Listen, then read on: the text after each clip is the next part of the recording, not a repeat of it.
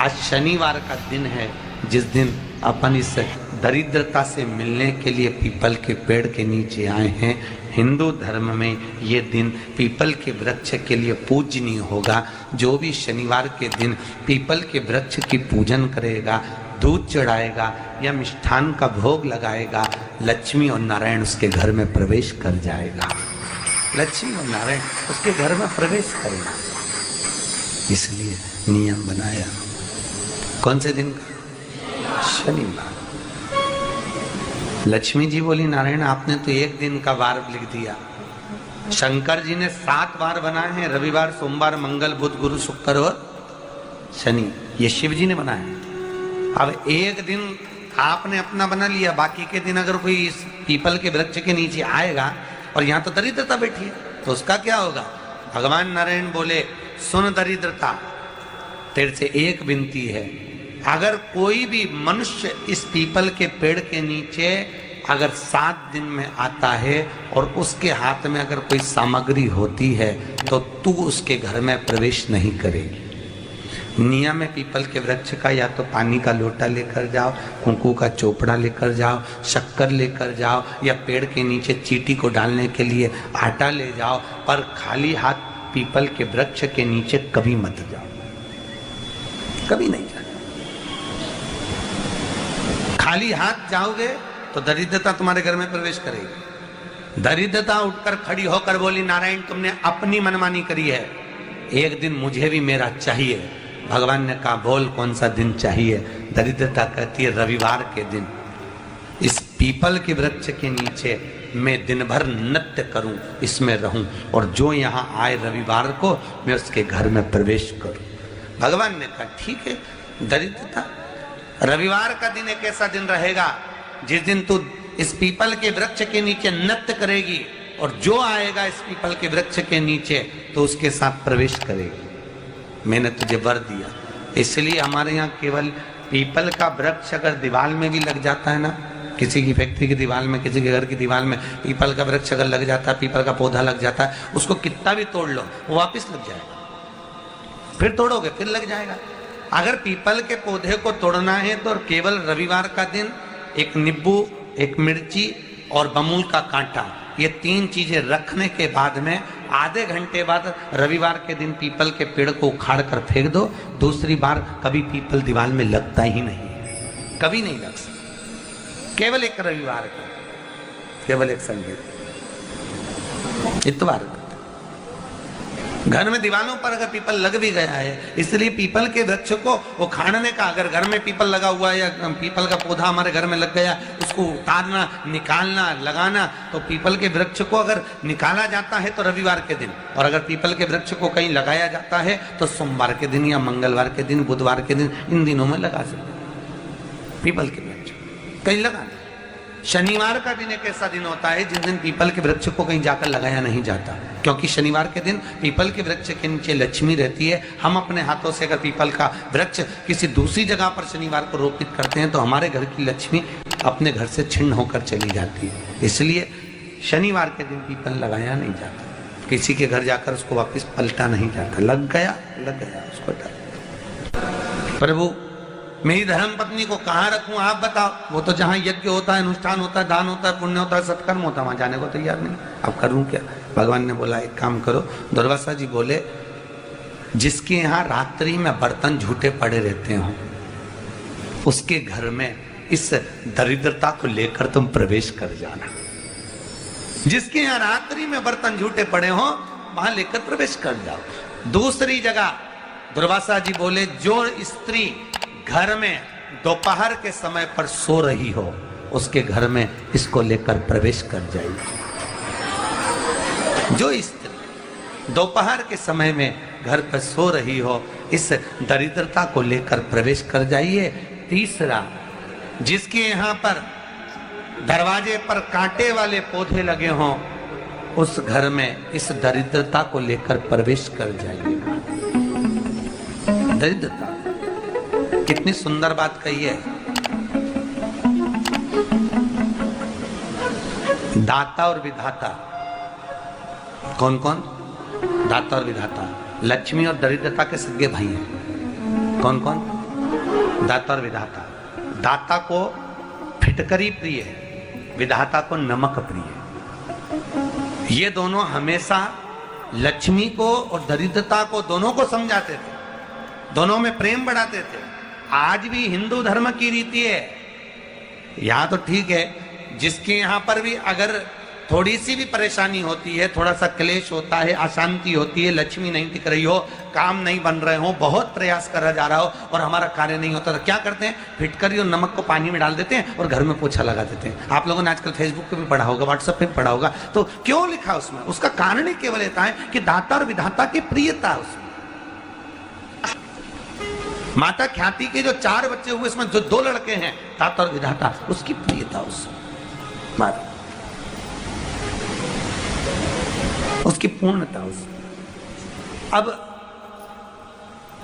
दुर्वासा जी बोले अपनी धर्म पत्नी को वहां लेकर, जहां कांटेदार पौधे लगे हों वहां पर लेकर प्रवेश कर जाइए। कांटेदार पौधों में उस दरिद्रता का निवास हो गया। कितना विचित्र कथा यहां वर्णन करी है। श्रीमद् भागवत के अंतर्गत जो वर्णन किया कि मृत्यु निश्चित है, रोग ऐसा शनि महाराज के कारण हो गया हो, अच्छे काम करते करते उल्टे हो रहे हैं, होते हैं किसी किसी के साथ में, विपरीत परिस्थितियां आ जाती है, अच्छा करने जाओ बुरा हो जाता है, अच्छा कर्म करने जाओ बुरा हो जाता है। तो पीपल के वृक्ष की जो छाल होती है, छाल देखिए, पीपल के वृक्ष में जो छाल लगी होती है, उस छाल को घिसकर चंदन बनाकर भगवान शंकर का स्नान कराकर, अभिषेक कराकर, पूजन कराकर, पूजन कराने के बाद में पिपलेश्वर महादेव का नाम लेकर, कौन से महादेव? पिपलेश्वर महादेव का नाम लेकर वो जो घिसी हुई छाल होती है, उस छाल का तिलक भगवान शंकर को लगा लो और उसी का थोड़ा सा भाग अपने कंठ पर, मस्तक पर लगाना प्रारंभ कर दो। धीरे धीरे जो विपरीत दशा है वो सुधरना प्रारंभ हो जाती है। पर नाम याद रखना, पिपलेश्वर।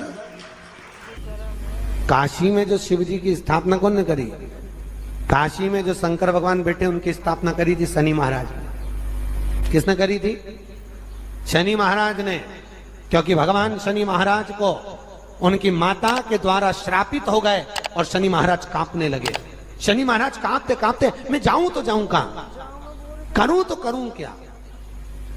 महाराज, शनि महाराज दौड़े और दौड़कर भगवान भोलेनाथ के पास पहुंचे।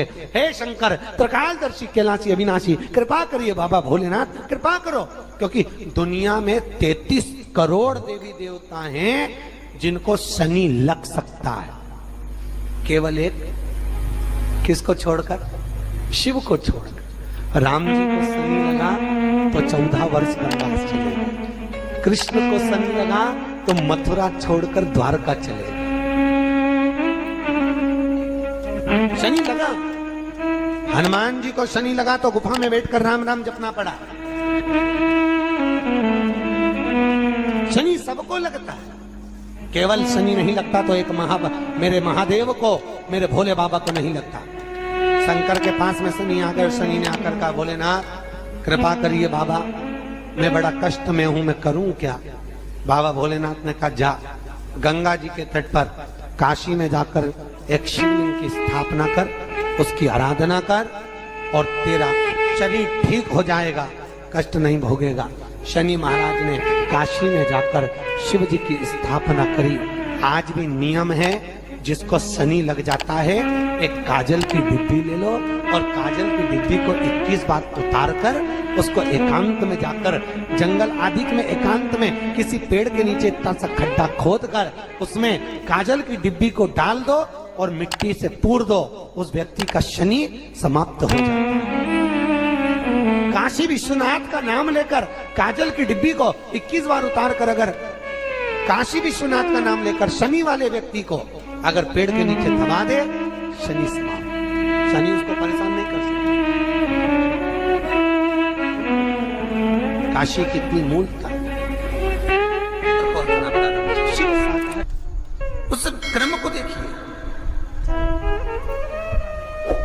भगवान शंकर पर विश्वास रखकर एक एक पल, एक एक घड़ी, एक एक समय, एक एक नक्षत्र का शिव महापुराण में वर्णन है।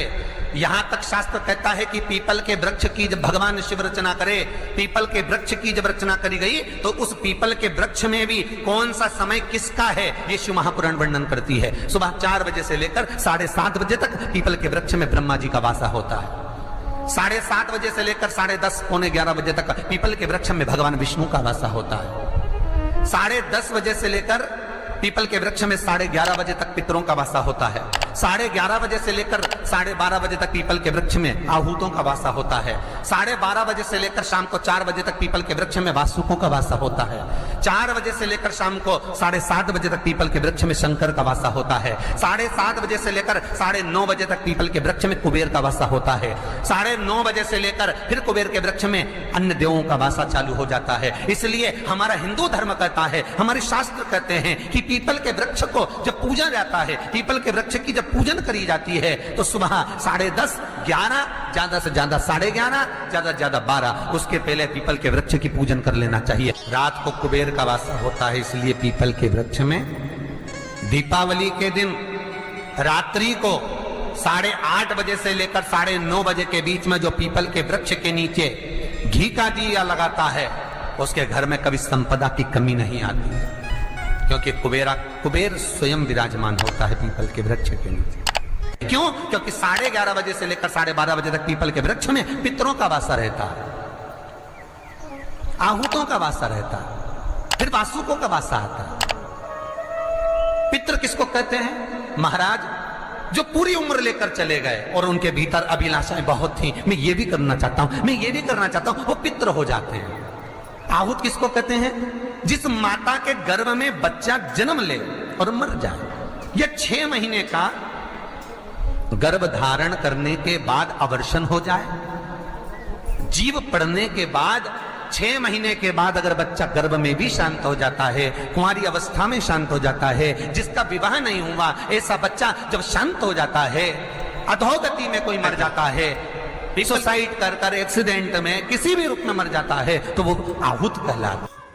शनिवार के दिन जो पीपल के वृक्ष में सरसों के तेल का दीप लगाता है उसको शनि कभी परेशान नहीं करता। एक बात हमेशा ध्यान रखिएगा, मान लो अगर कोई भारी रोग ऐसा शनि महाराज के कारण हो गया हो, अच्छे काम करते करते उल्टे हो रहे हैं, होते हैं किसी किसी के साथ में, विपरीत परिस्थितियां आ जाती है, अच्छा करने जाओ बुरा हो जाता है, अच्छा कर्म करने जाओ बुरा हो जाता है। तो पीपल के वृक्ष की जो छाल होती है, छाल देखिए, पीपल के वृक्ष में जो छाल लगी होती है, उस छाल को घिसकर चंदन बनाकर भगवान शंकर का स्नान कराकर, अभिषेक कराकर, पूजन कराने के बाद में पिपलेश्वर महादेव का नाम लेकर, कौन से महादेव? पिपलेश्वर महादेव का नाम लेकर वो जो घिसी हुई छाल होती है उस छाल का तिलक भगवान शंकर को लगा लो और उसी का थोड़ा सा भाग अपने कंठ पर, मस्तक पर लगाना प्रारंभ कर दो। धीरे धीरे जो विपरीत दशा है वो सुधरना प्रारंभ हो जाती है। पर नाम याद रखना, पिपलेश्वर। जब कितना भी दुख, विपदा, कष्ट सम्मुख में खड़ा हुआ हो, कितना भी दुख, पूंजी धन की अगर आपको कमी पड़ रही है और ऐसा लग रहा है कि मेरे पास में कुछ भी नहीं, हम तो यहाँ तक कहेंगे कोई मकान बना रहे हो, बेटी का विवाह कर रहे हो, बेटे का विवाह कर रहे हो, कोई अच्छा कार्य कर रहे हो, धन संपदा की भी कमती दिखे तो समय पर कांता भगवान का स्मरण कर, कांता चक्र का स्मरण कर, शिव और नारायण का नाम लेकर, एक बेलपत्र, एक शमी पत्र, एक श्वेत पुष्प, एक लाल पुष्प, दोनों हाथ में लेकर भगवान शंकर के अशोक सुंदरी के स्थान पर अगर समर्पित करा जाए तो संपदा की भी कमी नहीं आती। वो कांता चक्र है जो नारायण के चक्र। यहाँ तक शिव महापुराण की कथा कहती है, अगर कोई विद्वत ब्राह्मण ने आपको बताया है कि आपके घर में पितृदोष है, कोई विद्वान ब्राह्मण ने बता दिया कि आपके घर में काल सर्प दोष है, कोई विद्वान ब्राह्मण ने बता दिया कि आपके यहाँ पर ये वास्तु दोष है, और इस दोष को मिटाना जरूरी है। कोई ने आपको बताया, उस समय पर हमें घबराना नहीं।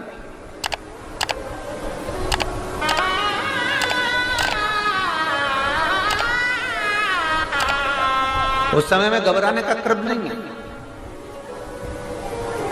कहते हैं पीपल का जो जल झड़ता है पीपल के वृक्ष से, आप लोगों ने कभी देखा है कि नहीं देखा, वो हमको नहीं मालूम।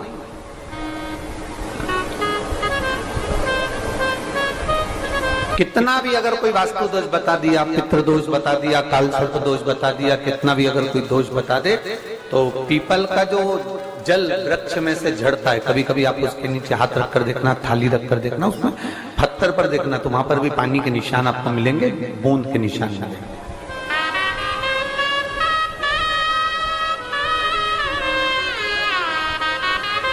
मात्र उस पीपल के वृक्ष के जल की एक बिंदी, एकमात्र बिंदी, शंकर भगवान का जो शिवलिंग है, जलाधारी है, चरण है, गणेश कार्तिकेय का स्थान है, अशोक सुंदरी का स्थान है, और प्रत्येक जलाधारी में से पानी बीच में से आकर नीचे की ओर गिरता है, नीचे की ओर गिरता है।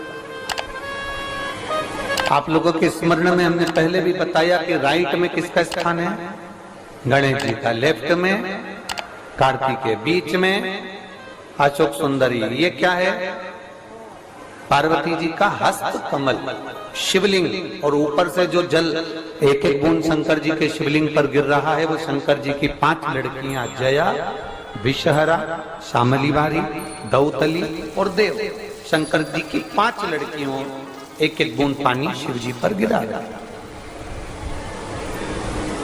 जहां जल नीचे गिरता है उस स्थान से जहां तक जल बहकर जा रहा है, उस स्थान तक 33 कोटि देवताओं का स्थान, 33 कोटि देवताओं का स्थान। अब जहां पानी आया, जहां नीचे गिरा, उसके बीच में जो स्थान होता है, आप लोगों ने देखा है कि नहीं देखा? जिनने देखा है जरा हाथ उठाओ। ये पानी जैसे यहाँ तक आया और यहाँ के बाद नीचे गिरेगा, तब वो नाली के माध्यम से बाहर जाएगा। तो जितनी दूर यहाँ से वो नीचे की ओर जो गिर रहा है, यहाँ से वो नीचे की ओर जो पानी जा रहा है, ये जो स्थान होता है, ये हमारे 3 दोषों को निवारण तुरंत कर देता है। एक हमारा पितृ दोष, एक हमारा काल सर्प दोष, और एक हमारा वास्तु दोष का निवारण ये तुरंत करता है। और ये तो हमने केवल आपको शिव महापुराण के माध्यम से बताया कि ये 3 दोष का निवारण कर देता है, पर यदि कभी आप ध्यान से लिंग पुराण को पढ़ेंगे, आप यदि लिंग पुराण को पढ़ेंगे और गीता प्रेस गोरखपुर की लिंग पुराण को लाकर यदि आप पढ़ते हैं, या गीता प्रेस गोरखपुर की शिव अंक को भी आप अगर पढ़ेंगे, उसका नंबर हमारे स्मरण में नहीं आ रहा है, शिव अंक को भी अगर आप पढ़ेंगे तो उसमें भी आपको वर्णन मिलेगा कि हम तो केवल 3 दोष का बता रहे हैं, पर हमारे शास्त्र तो यहाँ पर और भी दोषों का वर्णन कर रहे हैं। जैसे किसी ने बता दिया आपको शनि का दोष है, किसी ने बता दिया मंगल का दोष है, किसी ने बता दिया आपको केतु का दोष है, किसी ने बता दिया आपको राहु का दोष है, किसी ने आपको कह दिया कि बृहस्पति का दोष है, किसी ने कह दिया आपको ये वाला दोष है। दुनिया के जितने दोष